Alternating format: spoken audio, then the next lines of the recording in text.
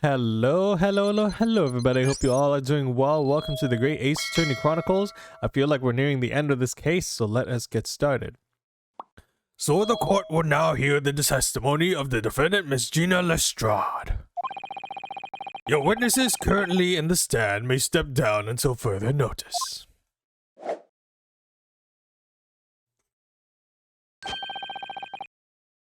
Then I shall bid you good day. Wait. You, sir, shall remain in the stand while Miss Lestrade testifies. As you wish. Alright then, Gina, it's time. I know this will be hard, but please, put your faith in me here. Good luck, Ryuno. Alright, it's kind of been a long time since I last recorded, so I'm kind of a bit shaky on all the voices that I barely had to begin with, but let's see how this goes. The articles that Mr. McGilded had deposited in Winterbank's pawnbrokery are intimately related with the omnibus case, the trial of which was heard in this courtroom 2 months ago. Yes, I remember this young lady being brought before me in the trial as well. That's right, my lord. Her testimony helped to establish the innocence of the defendant, Mr. McGilded. The omnibus case was intriguing, to say the least. And now, here we all are again, the same players in that trial facing each other once more. A twist of fate, perhaps, my Nipponese friend. Allow me to recap the events of 2 months ago. An old brickmaker was stabbed to death in an omnibus running along London's winter streets. Apart from the victim, there was only one other person in the carriage, Mr. McGilded. Naturally, he was the prime suspect for the murder. But as the trial progressed, another possibility emerged, that the murder in fact took place above the defendant's head on the roof deck, with the body then being dropped through the skylight into the carriage below. It was Miss Lestrade whose testimony brought that possibility to light. At the time of the incident, Miss Lestrade was concealed under a seat in the carriage, hoping to pick the pockets of unsuspecting passengers. Then, immediately after the trial having been acquitted of the murder, Mr. McGilded died in this very courtroom in the most extraordinary of circumstances. A mystery that remains unsolved even now, 2 months on. As indeed does the omnibus murder itself. Be that as it may, I recall neither the disc nor the small box being mentioned in the course of those proceedings. Miss Lestrade, would you tell the court now, please, what really happened in the omnibus 2 months ago, I mean?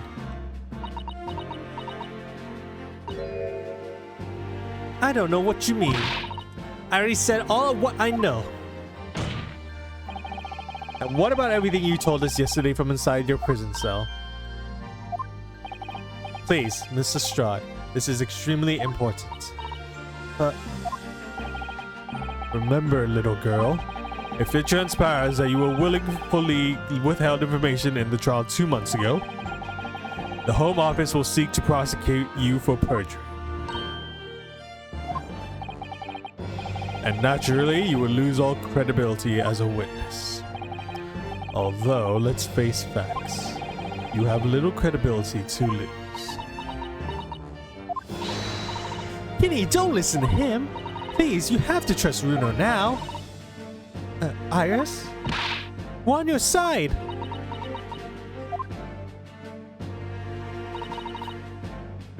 Alright then, I'll talk.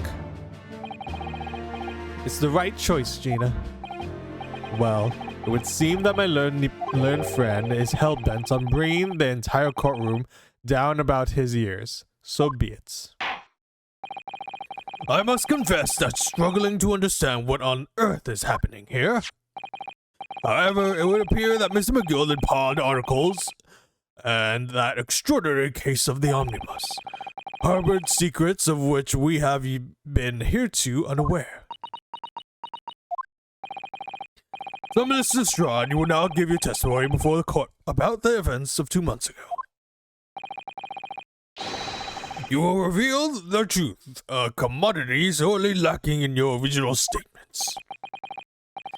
This is it then. Everything's going to come out. Like Van Zeke said, this could bring the whole courtroom down about my ears, but as a lawyer, I'm prepared to take that risk. Alright, are we gonna... I hope she just actually tells the truth, because she might actually leave stuff out. The real truth of the omnibus case. Truth is that Brickmaker Cove was in the cabin on the omnibus the whole time. When the Irishman dragged me out from under the seat, I saw that disc on the floor. All of a sudden, I heard a scream from over me head, and that pair on the roof deck went off to call the slops.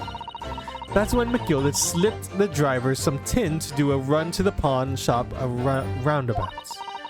He threatened me not to snitch, not to say nothing to no one about what I'd seen or heard. Good grief, this is outrageous. What you've just told the court bears almost no resemblance to your testimony 2 months ago. As you say, my lord. Then there's every chance I may have abdicated an error in Mr. McGilded's trial. It sounds very much to me as if the man deliberately deceived this court in an effort to cover up the most wicked of schemes. Without doubt, your lordship is correct. A great injustice was done in this courtroom 2 months ago. The actions of the accused in that trial of this witness and my learned friend are entirely inexcusable. I don't believe it. The whole trial was a farce? It was a lie? That Mr. Gilded fellow was rotten to the core. Don't forget that lawyer from the east. They were all on together. You're wrong, the lot of you. Mr. Naoto, the lawyer there, didn't know nothing about it. Humbug! I don't think so. Are we really expected to believe that? He really snitched upon everyone up, didn't she? What an operation to get the man off scot-free. Unforgivable stuff. The lies have to stop. Yes, the defense made a terrible error of judgment. I intend to take full responsibility and suffer whatever consequences are demanded appropriate. However, it is imperative that the court allows the witness to elaborate on her testimony, because the true significance of Mr. McGilded pawned articles must be brought to light. Very well, my learned student friend. Given the depths of the calamity you have just plunged yourself into, this may well be worth hearing. Words fail me. This situation is utterly deplorable. Mr. Naruto? Yes, my lord. I will decide upon your fate following the conclusion of this trial. Of course, my lord. Apply me, Mr. Naruto. Now, counsel, proceed with the cross-examination. Ooh, truth is coming out. But hopefully we can get this in our favor. Real truth of the omnibus case. What were the controls again? Truth is that Brickmaker Cove was in the cabin on the omnibus the whole time. And you were hiding in the cabin at the time as well, weren't you, Mr. Strahd? If I remember rightly, in the storage compartment underneath one of the seats. Yeah, that's right. It's pitch black under there, so you can't see nothing. Now, in your testimony 2 months ago, I feel certain that you claim Mr. McGilded was the sole passenger, did you not? False testimony, my lord. That's what he told me I had to say. But it's important that you tell us the truth now. Were Mr. McGilded and the victim acquaintances? I don't know. But I did hear them talking a lot. What were they talking about? Well, I couldn't hear too well, but if I had to say, I think it was about money or something. They kept talking about buying and not buying. Perhaps business dealings of some kind. Well, anyway, they got louder and louder. It started to sound like a proper fight. It was pretty scary by then. I hardly dared to breathe, and then, all of a sudden, I heard a noise like someone kneeling over on the floor. It was blooming loud and all. And I believe you let out an involuntary scream. Yeah, that's what gave me away. When the Irishman dragged me out from under the seat, I saw the disc on the floor. Was the disc you saw this disc? Yeah, I reckon it probably was. I was right next to the cove lying on the floor. Could this disc have belonged to the victim properly? I don't know, but Mr. McGilder picked it up pretty smartish. And then he sat the cove with the knife in his belly on the seat. What did he say to you at the time? He told me not to say a word about what I'd seen or what I heard to no one. About the disc and all. I was dead scared the way he was looking at me. I thought, if I didn't go along with it, I'd get stuck with that knife too. Then he started asking me a load of questions. Like what me name was and where I lived, and that he asked about being a diver too. But after a while, what happened in the carriage was noticed. Yeah, that's right. First there was a kind of rapping noise. All of a sudden I heard a scream from over me head, and a pair on the roof deck went to call the cops. There were two gentlemen occupying the seats on the roof deck, I believe. That's right. They must have looked down through the skylight and noticed the cove with the knife in his guts. When they screamed, the driver pulled up the horses and Miss Gilded got me out of sight. Out of sight? Where? Back under the sea where I started up. Once the carriage came to an halt, the two coves from the roof ran off to fetch the slops. If they immediately left to fetch the police, it would appear that they were entirely unrelated to the incident. So that left McGilden and the driver and you still in the scene. Yeah, only the driver didn't know I was in there because I was under the seats. I heard the cabin door open and a voice from outside. The driver, yes. He also testified in a trial, I believe. A fellow who went by the name Beepo, if memory serves. What did McGilden and the driver say to each other? I don't know what happened and stuff like that mainly. That's when McGilden slipped the driver some tin to do a run to the pawn shop roundabouts. That pawn shop obviously being Winterbanks on Baker Street. Just a moment, counsel. Do you intend to tell me the driver gave false testimony in that trial as well? Perhaps the excursion to the pawnbroker slipped his mind when he was in the stand. Indeed, Lord Van Zeeks. McGilden took off his coat and gave it to the driver. He folded it up all carefully like before handing it over. When I saw him do that, I remember thinking, that coat and what's in it got to be worth a few bobs. Yes, Gina was sure the disc must be worth more than Mr. Winterbanks was suggesting, wasn't she? I remember her quibbling with him over the price that afternoon at the pawnbroker. The driver looked pretty happy when McGilder flashed some brass in his face. He went running off like a tick. Then the bog trotter called to me and told me to come out from the drag's cabin.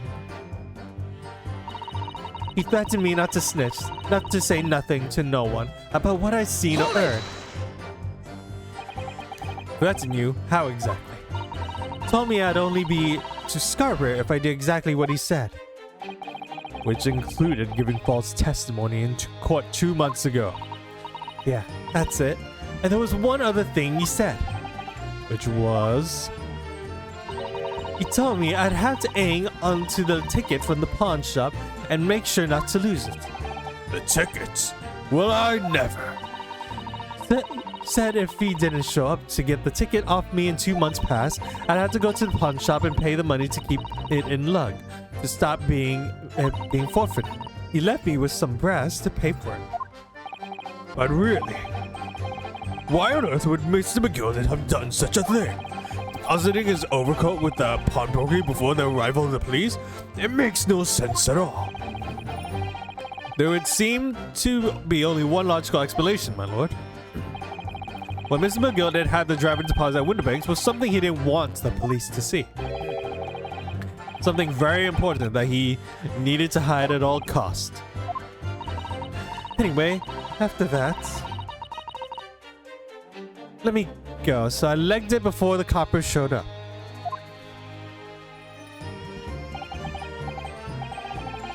Well done, Gina. I can't have been easy to tell the truth.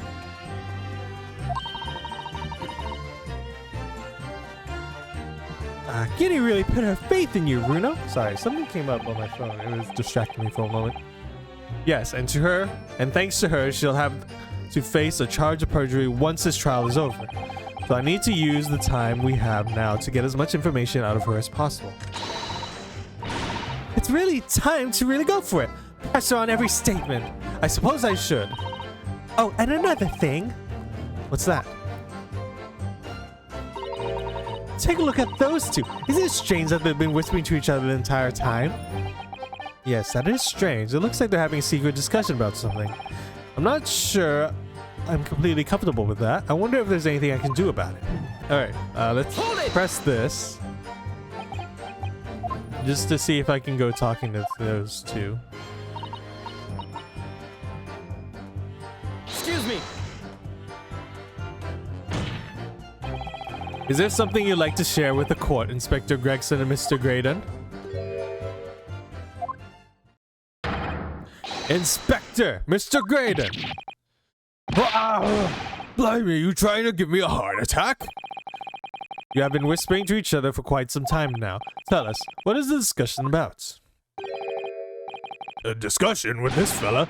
Pull the other one, Sunshine. You think I've got anything to talk about with a shady gent like this?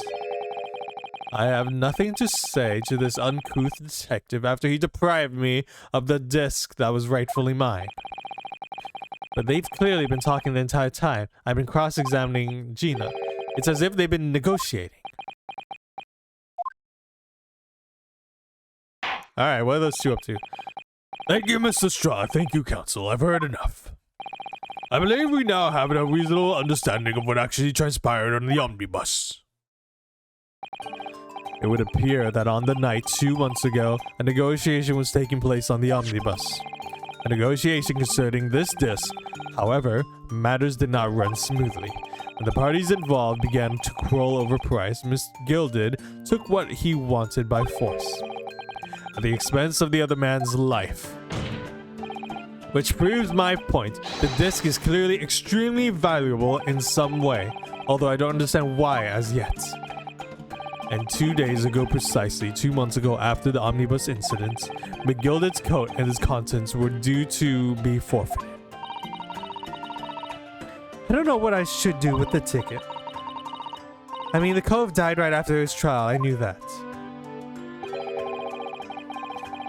So you decided you would try to claim the articles as your own? Well, why not? And they were gonna be forfeited, why should I have gotten them? Anyway, you can't blame me for thinking about it. Thinking ain't no crime. Mr. Straw, it would appear Mr. McGilded was prepared to kill in order to take possession of this disc. Do you know why that would be? Huh? I ain't got no clue. But I reckon it must be worth a fair bit of brass. He was probably gonna sell it. And you can't blame me for thinking that thinking ain't no crime. Who said that? My lord, the evidence your lordship requested has been located and is ready for the court's inspection, sir. Ah, the box. I completely forgot all about that.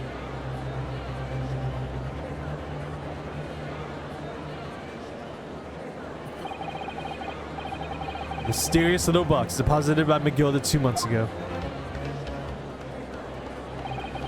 There's no doubt in my mind that it's a key piece in this far-reaching puzzle.